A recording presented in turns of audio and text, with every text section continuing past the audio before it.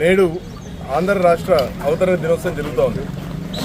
ఇదే 1956లో ఎస్టీలుగా ఉన్నటువంటి వాల్మీకి బోయల్ను అప్పుడు ఈ దేశంలోనే ఎక్కడ లేని విధంగా ఏజెన్సీ నాన్ ఏజెన్సీ అని ఒక సొసైటీ యాక్ట్ తీసుకొని వచ్చి వాల్మీకి బోయల్ను తెలంగాణ ఆంధ్రప్రదేశ్ అంటే ఇప్పుడు ప్రస్తుత తెలంగాణ ఆంధ్రప్రదేశ్లో వాల్మీకి బోయల్ని ఎస్టీలో ఉన్నటువంటి మమ్మల్ని ఏజెన్సీ నాన్ ఏజెన్సీ అని చెప్పేసి ఆ రోజున 1956లో ఒక సొసైటీ యాక్ట్ తీసుకొని వచ్చి మమ్మల్ని తీసేయడం జరిగింది.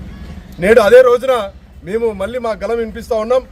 ప్రస్తుతం రాష్ట్రంలో ఉన్న ప్రభుత్వం కావచ్చు, కేంద్రంలో ఉన్న ఎన్డీఏ ప్రభుత్వాలు, అప్పుడున్నటువంటి ముఖ్యమంత్రులు కావచ్చు, లేకపోతే ఇప్పుడున్నటువంటి ముఖ్యమంత్రి కావచ్చు, ఇదే చంద్రబాబు నాయుడు గారు 2014, 19, 24 ఎలక్షన్ సమయంలో కావచ్చు, లేకపోతే ప్రధానమంత్రి నరేంద్ర మోడీ గారు 19 ఎలక్షన్ ఇదే కర్నూలు నడిబొడ్డున అదే ముఖ్యమంత్రి గారు కావచ్చు, పోయిన ముఖ్యమంత్రి జగన్మోహన్ రెడ్డి గారు కావచ్చు, ప్రతి ఒక్కరు కూడా ఆంధ్రప్రదేశ్ వాల్మీకి బోయల్ను ఎస్టీ హోదాలో చేరుస్తామని చెప్పేసి, మీకు పునరుద్ధరణ చేస్తామని చెప్పేసి మోసం చేస్తూనే వస్తున్నారు.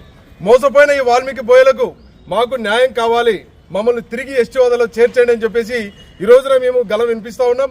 మొన్న జరిగినటువంటి మీటింగ్లో కూడా నరేంద్ర మోడీ గారు మా గురించి మాట్లాడతారని చెప్పేసి మా ఎమ్మెల్యేలు, ఎమ్మెల్సీలు, ఎంపీ గారు కూడా అడిగినా కూడా మాకు కనీసం మాట కూడా ఇవ్వకుండా దాటి వచ్చే పరిస్థితి ప్రస్తుతం రాష్ట్ర కేంద్ర ప్రభుత్వాలు చేస్తున్నాయి. కాబట్టి 24 గంటలు దీక్ష చేస్తున్నాం.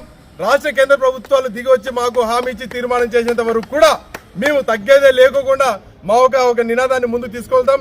లేకపోతే ఈ దీక్షని నిరవిధిగా నిరాహార దీక్ష చేసేంత వరకు కూడా మేము వెనకాడబోమని, వాల్మీకి బోయలకు ఇచ్చిన మాటని నిలబెట్టుకోవాలని చెప్పేసి రాష్ట్ర కేంద్ర ప్రభుత్వాలని డిమాండ్ చేస్తా ఉన్నాం.